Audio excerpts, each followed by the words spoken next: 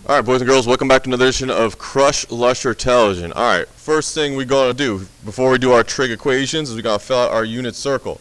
So unit circle makes sure you have all of the points and all of the radians. So points and radians, you don't really need the degrees for this unless you want to. Ready, set, pause the video, go.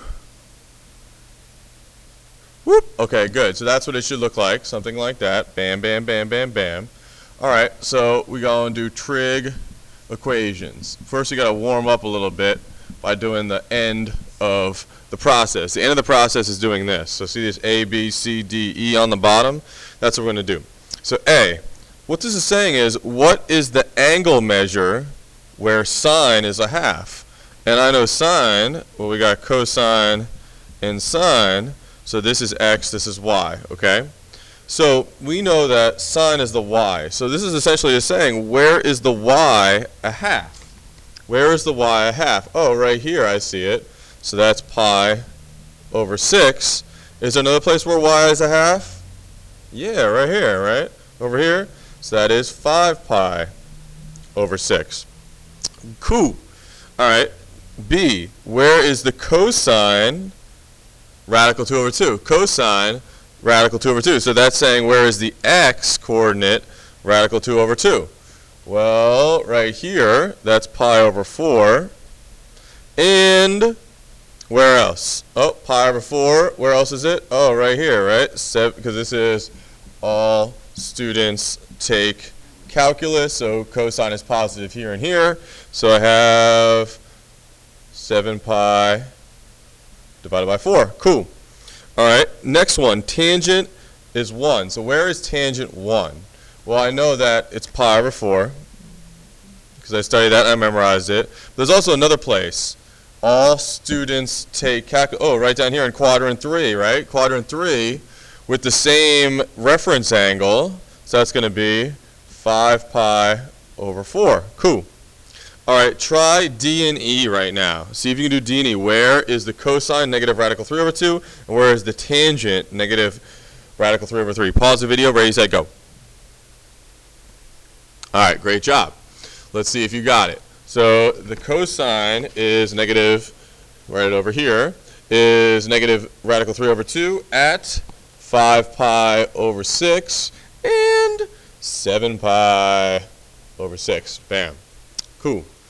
All right, so where else are we at? Tangent is negative radical 3 over 3. Well, I know that pi over 6 is radical 3 over 3, but I want negative tangent. So tangent is negative where? Oh, quadrant 2 and quadrant 4. So where is the same reference angle as 6 in quadrant 2? That would be right here. So it's 5 pi over 6 and, oh, where is 6, the denominator or the reference angle? Pi over 6 in this quadrant, because tangent is negative in this quadrant right here, quadrant 4. That's going to be 11 pi over 6. So hopefully you got those last two. Good work. All right, so let's practice just a little bit more, huh? A little bit more. So now we're right here.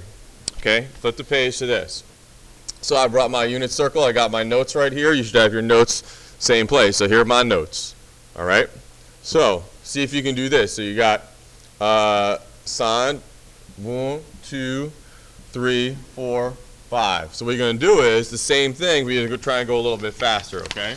So try and go a little bit faster. So where is sine or the y radical 2 over 2? Yeah, that's pi over 4 and 3 pi over 4. Cool. All right, pause the video now and see if you can get 1, 2, 3, 4, and 5. You should have 2 answers for each. Ready, set, pause. All right, let's see if you got it. So pi over 6, 5 pi over 6. Raise your hand, of course, if you don't get these. Where is sine radical 3 over 2? That would be pi over 3 and 2 pi over 3. Cool. Where is the x or the cosine radical 2 over 2? That's pi over 4. And 7 pi over 4. Where is the x coordinate 1/2? That would be pi over 3 and 5 pi over 3. Cool. All right, 5. Did you get this one? Yeah, let's see. Pi over 6, where the x coordinate is radical 3 over 2, and 11 pi over 6. Those are the 2 answers. Okay, so we warmed up. We know all the stuff. So now let's solve, okay? So down at the bottom, we're going to solve some problems. I'm going to solve 3. I'm going to go 1, 2, 3, okay? Then you're responsible for the work, so see if you can follow me. Check it out. 1, right here. So that says 6, write this in your notebook, cosine of theta minus 1 equals 2, okay? So you got 6 cosine theta minus 1 equals 2. All right, what am I going to do? First thing, whoop, put a line right there. So I'm going to actually just solve for the cosine of theta. So this is like x. So in my head I'm going 6x minus 1 equals 2. So I'm solving for x first, okay? So add 1 to both sides. And I got 6 cosine theta equals 2 plus 1, which is 3. So in my head I'm going 6x equals 3. Okay? So I'm just going to divide by 6 right here. And I'm going to solve for my cosine. So cosine of theta equals 3 divided by 6, which is simplified 1/2. Cool.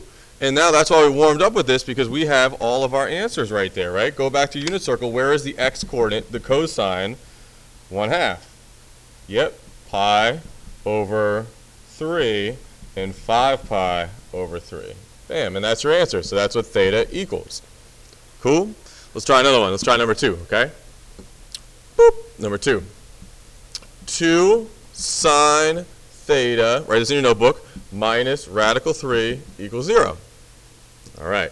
So solving for sine of theta. So in my head it's like 2x minus radical 3 equals 0. So I'm solving for x, or I'm solving for sine of theta. So add radical 3 on both sides. The more you do, you're just going to anticipate what's going on, and this becomes not a big deal. So 2 sine of theta equals radical 3 on this side. What am I going to do next? Yeah, divide by 2. So I got sine of theta equals radical 3 over 2. All right, so now I'm at the end. So now I'm trying to figure out, where does sine, where is theta, where is the y coordinate equal radical 3 over 2? Go to your unit circle. What does that equal? Yeah, pi over 3.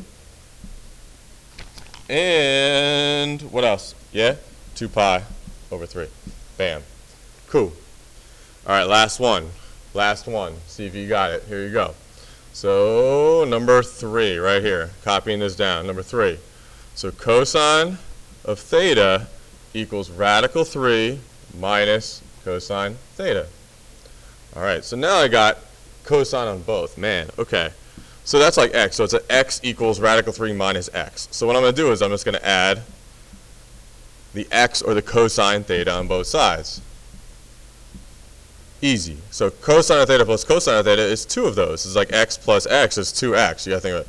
So it's 2 cosine theta equals radical 3. Cool. Divide by 2, divide by 2.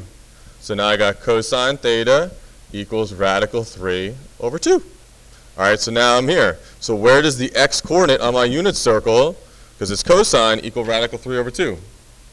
You know? Yeah? Pi over 6, and theta equals pi over 6, and what else? Yeah, 11 pi over 6. Bam, got it. Okay, so now we're all set up like that.